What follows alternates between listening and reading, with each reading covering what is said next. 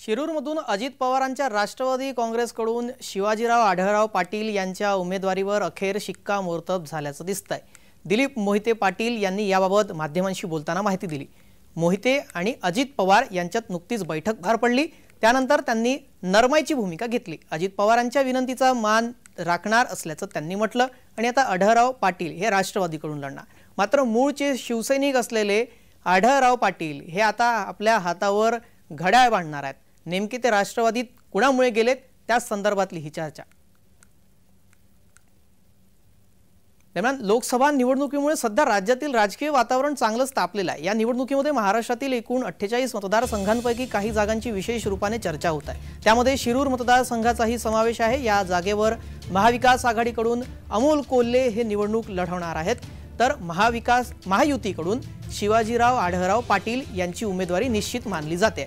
ते मूळचे एकनाथ शिंदे यांच्या शिवसेनेचे नेते असून या निवडणुकीमध्ये मात्र अजित पवार यांच्या राष्ट्रवादीच्या घड्याळ या चिन्हावर ते निवडणूक लढवणार आहेत।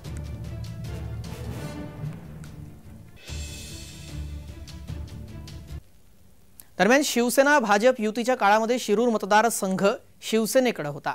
शिवाजीराव आढळराव पाटील हे 3 वेळा इथून निवडून आले होते। मात्र 2019च्या लोकसभेच्या निवडणुकीमध्ये अमोल कोल्हे यांनी आढळरावांना पराभवाची धूळ चारली। त्यानंतरही ते मतदारसंघामध्ये सक्रिय राहिले। राष्ट्रवादी काँग्रेसमध्ये फूट पडल्यानंतर अमोल कोल्हे हे आपल्याकडे येतील असा अजित पवारांना अंदाजा होता। मात्र कोल्हे हे शरद पवारांशी निष्ठावंत राहिले, त्यामुळे अजित पवारांनी त्यांना पराभूत करण्याचा निर्धारच केला। हा मतदारसंघ शिंदे यांच्या शिवसेनेकडे असल्याने शिवाजीराव आढळराव पाटील यांनी इथून निवडणुकीची तयारी केली होती। निवडणूक लढण्यावर ते ठाम होते। मात्र अजित पवारांच्या गटानेही या मतदारसंघावर दावा ठोकला होता, त्यामुळे महायुतीत पेच निर्माण झाला। अजित पवारांनी हा मतदारसंघ मिळवला खरा, पण कोल्हे यांच्या विरोधात त्यांच्याकडे तगडा उमेदवार नव्हता। त्यामुळे शिवाजीराव आढळराव पाटलांचंच नाव त्यांच्या समोर आलं। आता ते राष्ट्रवादीच्या तिकिटावर उभे राहतील आणि निवडणूक लढतील।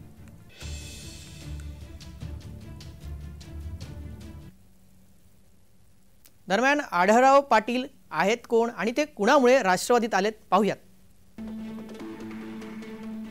आढळराव पाटील अजित पवारांमुळे राष्ट्रवादीत आले।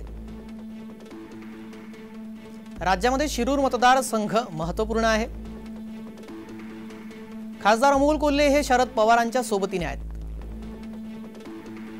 कोल्हेंना पाडणार असा निश्चय अजित पवारांनी केलाय। दरम्यान अजित पवारांचा शिरूर मतदारसंघावर दावा सुद्धा आहे। शिवसेनेचे आढळराव शिरूरमध्ये उमेदवारीसाठी इच्छुक आहेत। अजित पवारांकडे कोल्हेंच्या तोडीचा नेता नाही,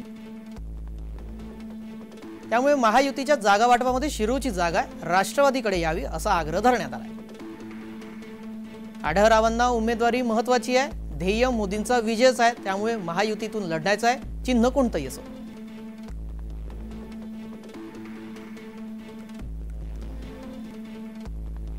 आपण ते सीट निवडून आणलं। निवडून आणल्यानंतर मलाही वाटलं वक्तृत्व चांगलं आहे, दिसायला राजबिंड आहे, त्याच्यामध्ये चांगल्या पद्धतीने काम करतील। परंतु मित्रांनो, नंतर 2-2.5 महिने 2च महिने झाले, 2 वर्ष झाली आणि नंतर ते मला म्हणायला लागले की दादा मला राजीनामा द्यायचा। बोललो राव, जनतेने 5 वर्ष निवडून दिलं, 2 वर्षातच राजीनामा द्यायचा? लोक जोड्याने मारतील राव आपल्याला, असं करू नका। काय अडचण काय नाही, मी कलावंत आहे दादा, माझ्या वेगवेगळ्या प्रकारचे नाटक असतात, चित्रपट असतात, त्याच्यावर परिणाम होतोय दादा। आणि मी मित्रांनो, मी खोटं बोलणार नाही, मी तोंडावर असं समोरासमोर करीन। मी म्हणलं तसं करू नका, दिसायला खराब दिसतंय। आता ते म्हणले मी सेलिब्रिटी आहे, या लोकांना वाटतं रोज मी तिकडं मतदारसंघात यावं, कसं शक्य आहे? मला माझी मालिका असते, मग मला त्या ठिकाणी काम करावं लागतं, मग ते कोण बघणार? माझ्या व्यवसायावर परिणाम झाला, माझ्या व्यवसायावर परिणाम झाला असं त्यांचे शब्द होते। मी तरी त्यांना म्हणालो, बाकीचे सगळे म्हणायचे अजित तूच आणलंय त्यांना, आता तूच त्यांना समजून सांग, तूच त्यांना समजून सांग। मित्रांनो, असं कसं करत करत ते तर मागाशी कोणतरी म्हणलं की सुरुवातीच्या 4 वर्षामध्ये किती आले काय आले। खरं त्यांचा राजकारण हा पिंडच नाहीये।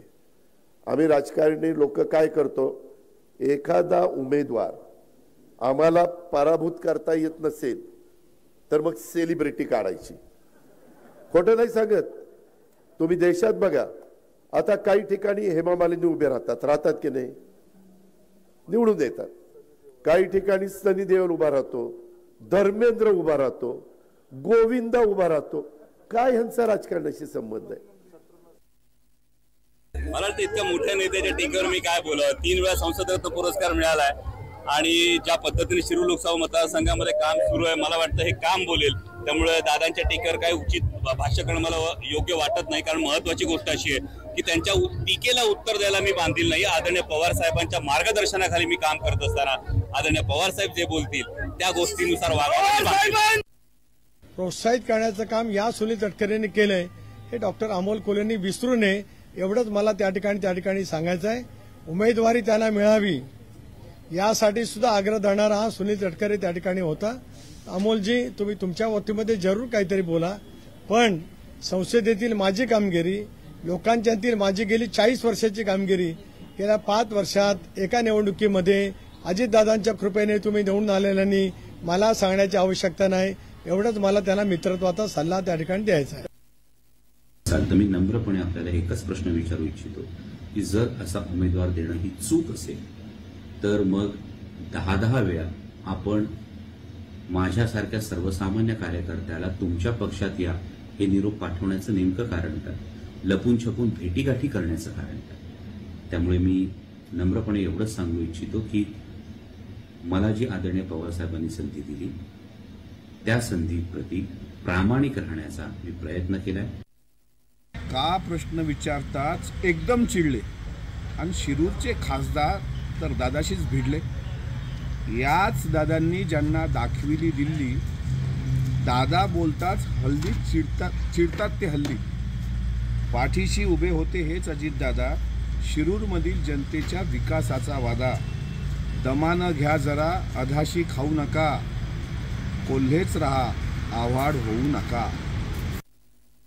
बेडकाला छाती फुगवली की आपण बैल झाल्यासारखं वाटतो, तशातला प्रकार दिसतोय मला हा. उमेदवार मिळत नाही अशा पद्धतीने हास्यास्पद विधानं त्यांनी करू नये. इतक्या दिवस मतदारसंघामध्ये कधीही न फिरलेले अमोल कोल्हे आता त्यांच्या नाटकांच्या माध्यमातून लोकांशी संपर्क साधायचा प्रयत्न करतात. स्वतःच्या घरासमोरचा रस्ताही त्यांना 5 वर्षामध्ये करता आला नाही आणि तरी सुद्धा आपण मतदारसंघामध्ये आहोत आणि जिंकू, इतका आत्मविश्वास येतो कुठून हा एक मला प्रश्नच पडतो. दरम्यान अमोल कोल्हे यांच्या विरोधात लढू इच्छित असणारे आढळराव पाटील यांचा राजकीय प्रवास कसा आहे पाहूयात ग्राफिक्सच्या माध्यमातून. शिवाजी आढळराव पाटील हे 1990 पर्यंत राष्ट्रवादीमध्ये होते.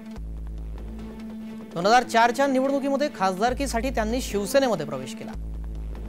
3 वेळा खासदार होते. 2019ला राष्ट्रवादीच्या अमोल कोल्हेंकडून पराभूत झाले.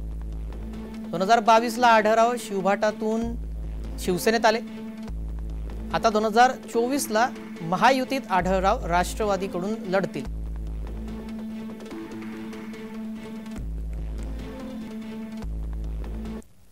आढळराव पाटलांना राष्ट्रवादीतून उमेदवारी देण्यास दिलीप मोहिते पाटील यांचा विरोध होता.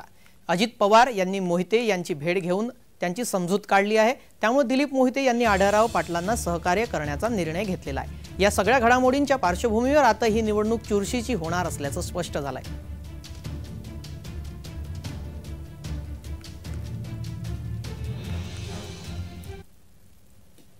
2009 आणि 2014 मध्ये शिरूरमधून शिवसेनेचे आढळराव पाटील निवडून आले.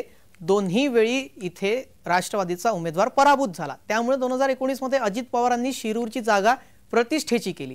त्यावेळी शिवसेनेमध्ये असलेले अमोल कोल्हे शिरूर लढवण्यासाठी इच्छुक होते, पण उद्धव ठाकरेंनी विद्यमान खासदार असलेल्या आढळरावांवरच विश्वास दाखवला. त्यामुळे कोल्हे नाराज झाले. कोल्हे यावेळी राजा शिवछत्रपती मालिका घराघरात त्यांची पोहोचली होती. त्यामुळे कोल्हे यांची लोकप्रियता वाढली. ही बाब हेरून अजित पवारांनी कोल्हेंना राष्ट्रवादीत आणलं. त्यांना लोकसभेची उमेदवारी दिली. कोल्हे यांनी आढळरावांचा जवळपास 60,000 मतांनी पराभव सुद्धा केला. अजित पवारांची खेळी यशस्वी ठरली होती. राष्ट्रवादीत फूट पडल्यानंतर अमोल कोल्हेंनी शरद पवारांची साथ दिली. त्यामुळे अजित पवारांनी कोल्हेंच्या पराभवाचा आता चंग धरला. मागच्या वेळी आपणच निवडून आणलं, यंदा आपणच पाडणार असा निर्धारच अजित पवारांनी केला. पण त्यांना तुल्यबळ उमेदवार मिळत नव्हता. आढळरावांच्या उमेदवारीला राष्ट्रवादीतूनच विरोध होता. पण तो दूर करण्यात अजित पवार यशस्वी झाले. राष्ट्रवादीनं मागील दोन्ही निवडणुकीमध्ये आयारामांना संधी दिलेली आहे. मागच्या निवडणुकीत कोल्हे धनुष्यबाण सोडून आले तर ते किती ताणते आणि किती धनुष्यबाण येतं अशा प्रकारच्या घोषणा सुद्धा प्रचारात देण्यात आल्या. आताही तशाच घडामोडी घडत आहेत. अजित पवार निवडणुकीच्या तोंडावर आढळरावांना पक्षात आणत आहेत. तेही शिवसेनेचा धनुष्यबाण सोडून हाती घड्याळ बांधण्यास सज्ज झालेत.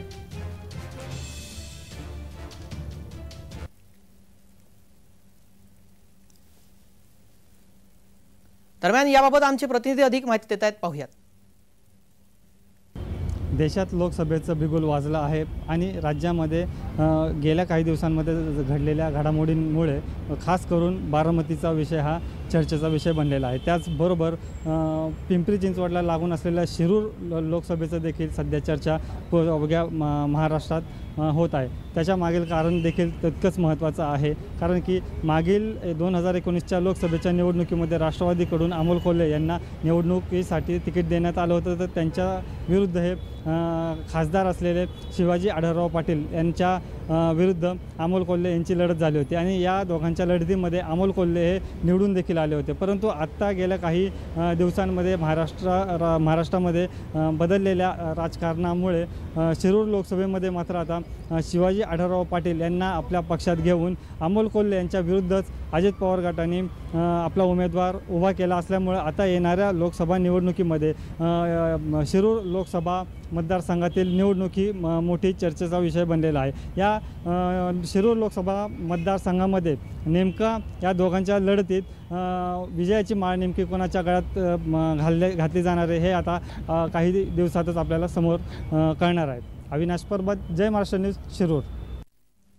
आजच्या जेएम विशेषमध्ये इतकंच. सर्व प्रेक्षकांना जय महाराष्ट्र.